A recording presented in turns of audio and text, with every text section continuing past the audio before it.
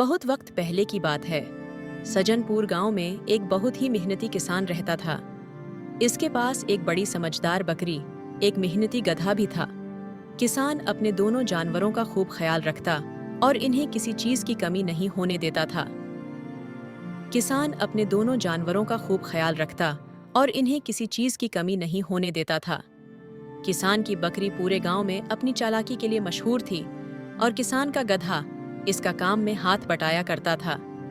एक दिन काम की वजह से गधा कुछ ज्यादा ही थक गया। किसान की बकरी पूरे गांव में अपनी चालाकी के लिए मशहूर थी और किसान का गधा इसका काम में हाथ बटाया करता था। एक दिन काम की वजह से गधा कुछ ज्यादा ही थक गया। अरे बकरी, आज तो बोझ लाते लाते मेरी कमर ही टूट गई है। लगता है मैं कल मालिक के साथ काम पर नहीं जा पाऊंगा।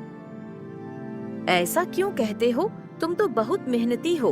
मैंने तुम्हें कई बार मालिक के साथ सख्त मेहनत करते देखा है। कोई बात नहीं, रात भर में ये दर्द चला जाएगा। फिर तुम कल भी मालिक के साथ जा पाओगे। नहीं बकरी, मुझे नहीं लगता कि ये दर्द रात बाहर में जाएगा। हाँ, मगर अगर मुझे पास के जंगल से ताजा घास खाने को मिल जाए तो मेरा सारा दर्द ठीक हो जाए। पर अब तो शाम हो चुकी है और कुछ देर में रात भी हो जाएगी। अगर हम दोनों अभी गए तो मुसीबत में फंस सकते हैं। एक काम करते हैं, हम दोनों कल सुबह वहाँ चलेंगे। नहीं बकरी, अगर आज मुझे घास नहीं मिली तो मेरा ये दर्द ठीक नहीं होगा। मैं तो जा रहा हूं, अभी और सुबह होने तक लौट आऊंगा, जिससे मेरा दर्द भी ठीक हो जाएगा और मालिक को पता भी नहीं चलेगा। बस तुम मालिक को मत बताना। नहीं, मेरी मानो तो अभी मत जाओ, मुसीबत में फंस जाओगे। और अगर तुम्हें जाना ही है तो अच्छे से होशियार होकर जाना। और अगर तुम्हें मेरी मदद की जरूरत हो तो बस जोर जोर से रेंगना, मैं वहाँ आ जाऊंगी। हाँ हाँ ठीक है, पर तू क्या मेरी मदद कर पाएगी? तू तो खुद मुझसे कमजोर है। पर चल, कोई बात नहीं, अगर जरूरत पड़ी तो मैं तुझे याद करूंगा। इतना कहकर गधा वहां से चला गया। पर इसे क्या पता था कि आज का दिन इसकी जिंदगी में एक ऐसा चैलेंज लेकर आएगा जिसका इसने कभी तसव्वुर भी नहीं किया था। जैसे जैसे वो जंगल के रास्ते से आगे बढ़ रहा था, इसका जोश बढ़ता जा रहा था कि आज बड़े दिनों बाद जंगल की घास खाने को मिलेगी। और कुछ देर बाद वो जंगल के काफी अंदर पहुंच ही जाता है। वहां जाकर घास खाने में लग जाता है। गधा इतना थका हुआ होता है कि घास खाते खाते उसे नींद आने लगती है और वो अपने दिल में ख्याल करता है, अरे यार, रात बहुत हो गई है और मेरा पेट भी बाहर गया है। एक काम करता हूँ, रात भर यहीं आराम कर लेता हूँ और सुबह होते ही जहां से चला जाऊंगा। इतना ख्याल करके गधा वहीं सो गया। कुछ देर बाद सुबह हुई और वो अपने घर के लिए निकल पड़ा। अचानक एक मोड़ पर गधा रुक गया। इसके सामने एक गहरा गड्ढा था जिसके अंदर से किसी की दर्द भरी कराह सुनाई दे रही थी। इसने झांक कर देखा तो अंदर एक अजीमुश्शान और भूखा शेर फंसा हुआ है। शेर बार बार बाहर निकलने की कोशिश करता, लेकिन हर बार मिट्टी खिसक जाने से फिर नीचे गिर जाता। इसके जिस्म पर कई जख्म थे और इसकी आंखों में डर और भूख साफ दिखाई दे रही थी। अरे गधे भाई, जरा मदद करो ना। मैं जहां बुरी तरह फंस गया हूं। कई दिन से न कुछ खाया है न पानी पिया है। अगर तुमने मदद नहीं की तो मैं यहीं मर जाऊंगा। मैं कैसे मदद करूं? तुम्हें बाहर छोड़ दूं तो तुम मुझे ही खा जाओगे। शेर और गधे के बीच दोस्ती नामुमकिन मानी जाती है। मुझे मुआफ करो, मैं तो चला यहां से। नहीं नहीं, मैं तुम्हारी कसम खाकर कहता हूं, तुम्हें कभी कोई नुकसान नहीं पहुंचाऊंगा। वादा देता हूं, तुम्हारा एहसान में जिंदगी भर याद रखूंगा। मेहरबानी करके मुझे जिंदा रहने दो। मुझ पर भरोसा रखो। मैं इस जंगल का सबसे भला और नेक शेर बन जाऊंगा। गधे के रहमदिल दिल ने शेर की इस झूठी बात पर यकीन कर लिया। इस बेचारे बेसहारा जानवर पर इसे गहरा तरस आ गया और इसने अपनी जान खतरे में डाल दी और पास में ही पड़े सूखे पेड़ के गठड़ को कुनवे में डाल दिया। शेर इस गठड़ पर चढ़कर बाहर आ गया। बाहर निकलते ही इसकी नजरों में फिर से चालाकी, बेरहमी और भूख की चमक लौट आती है। अब मैं आजाद हो चुका हूं और मुझे बहुत भूख लगी है। तुम्हें ही अब मेरा शिकार बनना पड़ेगा। तुमने मेरी मदद की, पर अब मैं तुम्हें खाकर अपने पीठ की आग बुझाऊंगा। इस जंगल में कानून यही है, ताकतवर ही जिंदा रहता है। अरे ये किया, तुमने तो मुझसे वायदा किया था, लेकिन अब तो ये बिल्कुल गलत लग रहा है। तुमने मेरे साथ धोखा किया है। ना इंसाफी कैसी? इस दुनिया में तो हर कोई अपने ही मफाद के बारे में सोचता है। मैंने वो किया जो मेरे लिए ठीक था।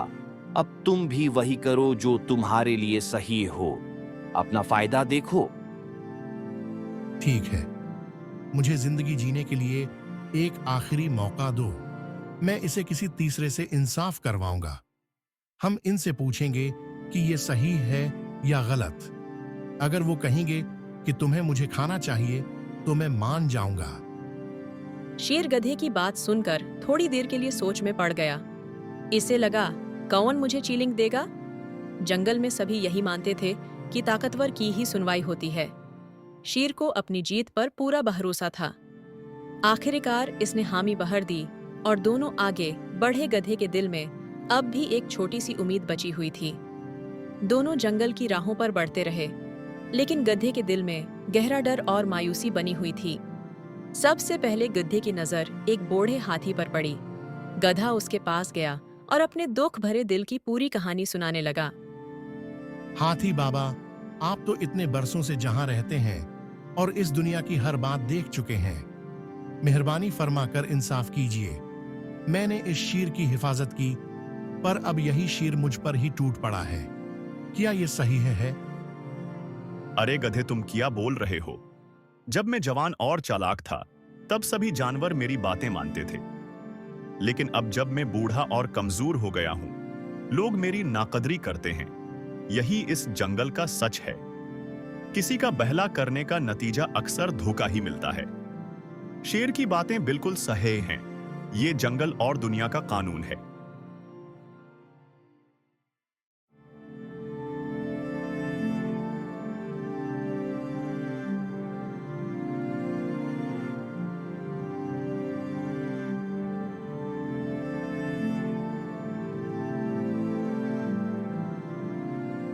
भाई बहालो, तुम तो इतने समझदार हो। बताओ ना, असली इंसाफ किया होता है। मैंने इस शीर को गड्ढे से बचाया और अब वही मुझे ही खाने की कोशिश कर रहा है। अब मैं तुम्हें क्या बताऊंगा था? जब तक मेरी ताकत थी, मेरे गिरवों ने मुझसे बहुत काम कराया। लेकिन अब जब मैं किसी काम का नहीं रहा, तो इन्होंने मुझे जहां अकेला छोड़ दिया। इस दुनिया में कोई किसी का नहीं होता और एहसान की कोई कीमत नहीं। शेर की बात पूरी तरह सही है। बहालो वहां से चला गया। गधा अब पूरी तरह मायूस और डरा हुआ था। तभी इसे अपनी दोस्त बकरी की याद आई और इसने शेर से कहा, महाराज, आप बिल्कुल सही थे। आपको मेरा शिकार करने का पूरा हक है, पर मरने से पहले क्या आप मेरी आखिरी ख्वाहिश पूरी नहीं करेंगे? मैं बस एक आखिरी बार बोलना चाहता हूँ, ताकि गांव के बाकी गुधों को पता चल सके कि मैं जंगल के राजा के काम आया हूँ।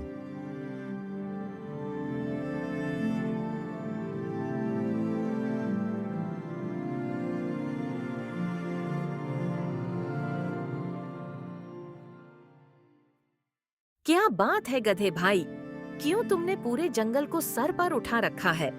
अरे लगता है तुम्हें तो आज जंगल के राजा के काम आने की खुशकिस्मती हासिल हुई है। गधे ने बकरी को पूरी कहानी बताई। बकरी ने अपनी अक्लमंदी का इस्तेमाल करने का फैसला किया। ये तो बड़ी अजीब बात है। मुझे यकीन नहीं होता कि इतना बड़ा शेर इतने छोटे गड्ढे में कैसे फंस गया होगा। जरा मुझे खुद दिखाओ कि ये सब कैसे हुआ। तुम तीनों वहीं चलो, मैं अपनी आंखों से देखना चाहती हूँ। फिर तीनों गड्ढे के पास जाते हैं और बकरी फिर से कहती है, मुझे अब भी यकीन नहीं हो रहा है कि तुम इतने बड़े और ताकतवर हो, फिर इतने छोटे से गड्ढे में कैसे फंस गए। जरा एक बार फिर अंदर जाकर दिखाओ, ताकि मैं देख सकूं कि तुम वाकई कैसे फंसे थे। शीर बात मान गया और बिना सोचे समझे गड्ढे में कूद गया। कूदते ही वो फिर से इसमें फंस गया। बस यही तुम्हारा असली ठिकाना है। तुम इसी जगह के लिए बने हो। चलो भाई मालिक, हम दोनों का घर पर इंतजार कर रहे होंगे। इतना मजाक करके बकरी और गधा वहां से चले गए। अक्ल, चालाकी ताकत से हमेशा बड़ी होती है।